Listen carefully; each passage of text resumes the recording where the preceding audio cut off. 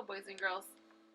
Yesterday we learned about one-point perspective, and today we are going to be putting it in practice, creating this beautiful artwork using one-point perspective.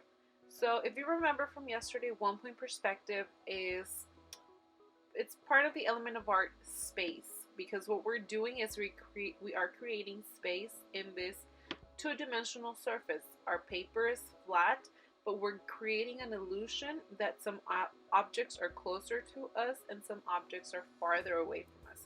So we're creating the illusion of space.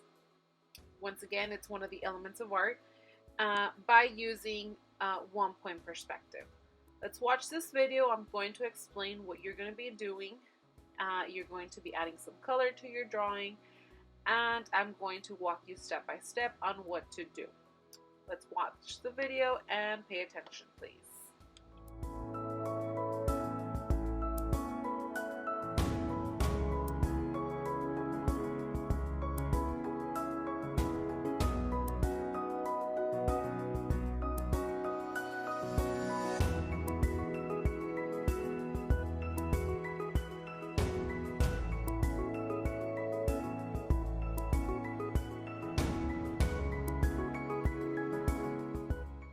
Let's get started. You're going to need a white sheet of paper, a ruler, and a pencil. I'm going to begin by drawing the horizon line. Remember, the horizon line is just a horizontal line that divides the ground from the sky. I'm adding my vanishing point, and I'm going to use my ruler to make the lines on the road that I'm going to be creating. So I'm using my ruler. All of the lines are going to go to the vanishing point. So right here, I decided to make it a little bit wider, so I erased that line so that I can make it wider. Remember to always make your pencil markings very light, because in case you have to erase, you don't make harsh lines and your artwork doesn't look so messy.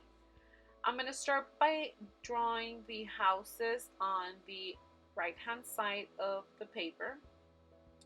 My houses go above the horizon line. So remember, all the lines that go across, like side to side, are always going to connect to the vanishing point.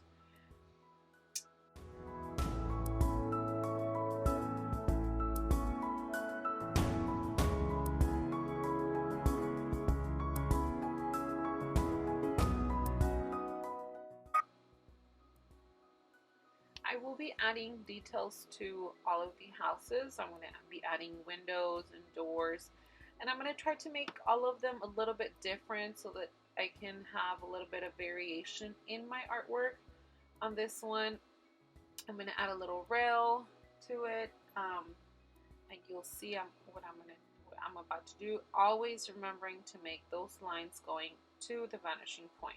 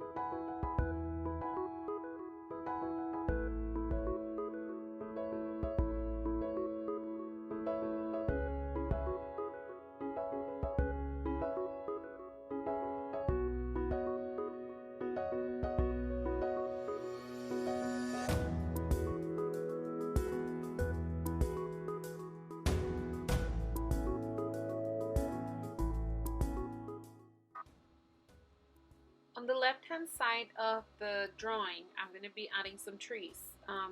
So remember, the closer the objects are to you want them to appear, they need to be bigger. And as they start going farther away, they're going to be getting smaller. So I started with the trunk of the tree, then I'm adding the leaves, and then they're going to gradually start getting smaller as I'm getting closer to the vanishing point.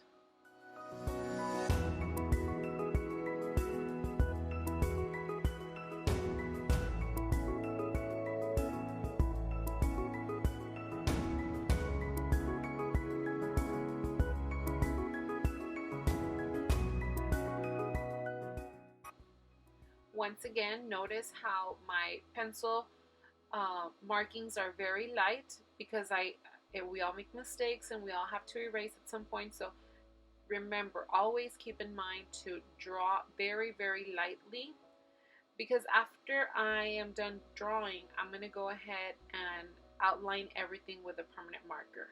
And I'm doing this because this is the style, that's the style that I want to create in my artwork. So right here, I'm just drawing some clouds to finish up the drawing. Very, very lightly. Notice how I'm holding my pencil so that I can keep my pencil markings very light.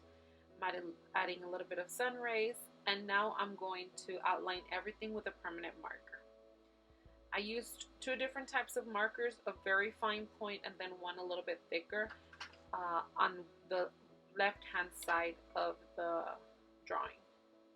Then I was super excited to use these crayons because I just got them, and it's a box of 120 crayons. I was super excited. What I did there real quick is I just erased all my pencil markings because I already outlined everything with a permanent marker. And I'm going to gather all the greens in the box. There was a ton. And I know that not everybody has all these crayons handy, but you just use what you have. Whatever crayons you have, that's what you're going to use. Once I got all the green crayons that I had in the box, I sorted them from darkest to lightest, keeping in mind this is value, going back to the 7 elements of art. I started with the darkest shade of green, and I'm coloring towards the bottom because I drew the sun, so I need to keep in mind if the sun is hitting those trees, where do my shadows go? So keeping all the elements of art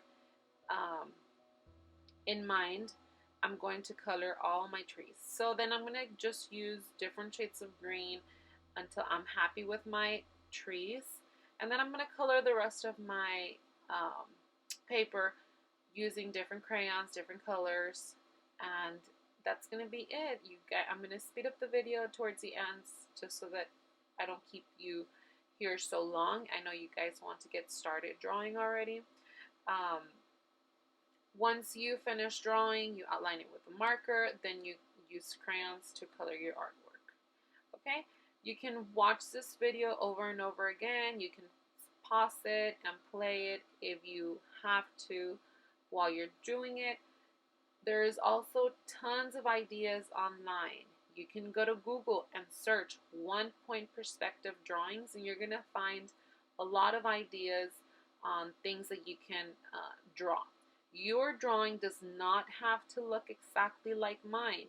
You can make buildings on both sides, or you can make more houses, or a railroad track. The options are endless. Just look for ideas. The whole purpose of this assignment is to practice 1-point perspective. So if you find another picture online that you want to use as a reference, you can do that. If you want to do it like mine, you can do that as well. It's up to you.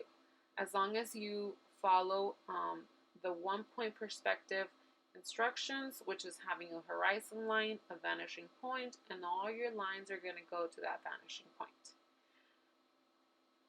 And here I'm adding some shadows because I want to make my drawing look a little bit more realistic. So I added some shadows to make those trees look real. And then I'm just going to continue coloring the rest of my drawing, keeping in mind all the elements of art that I have already learned, which are value, shape, color, texture. All those elements of art that we've already learned, I am applying them in my artwork.